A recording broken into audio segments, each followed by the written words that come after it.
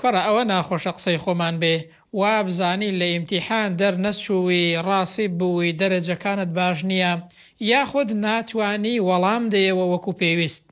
ئەگەر کەسێک لە خەویدا وای زانی کە لە ئیمتیحانەکەی کەوتووە دەرنەچووە یاخود دەرەجەکانی باش نییە یاخود نەیدەتوانی ئیمتیحانەکە وەڵام داتەوە بە هەر هۆکارێک ببێت، ئاو خەوەش چوار مانای هەیە.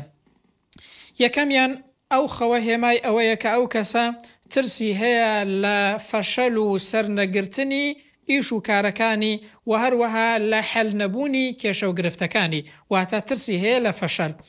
دووەمیان ئەو خەوە هێمای ئەوەیە ئەو کەسە ترس و قەلەقی هەیە لە کێشەکانی لە داهاتوودا، کێشەکانی بەرەوکوێ دەڕۆن حەل نابن، ئەرێ دەبێت چۆن بێ ژیانی گرفتی کێشە و گرفتەکانی ئیدی بە هەر شێواز ئەو کەسە قەلەقی هەیە لە کێشەکانی بۆ داهاتوو.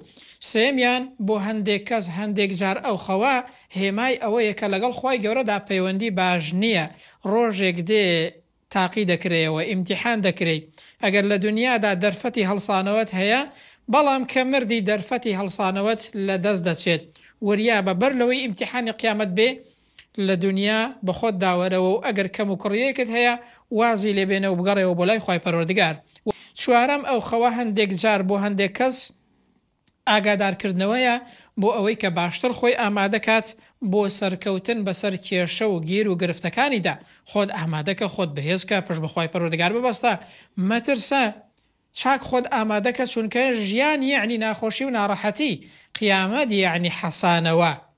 دنیا پڕیەتی لە کێشە و گیر و گرفت، بەڵام قیامەت شوێنی ئیسراحەتە.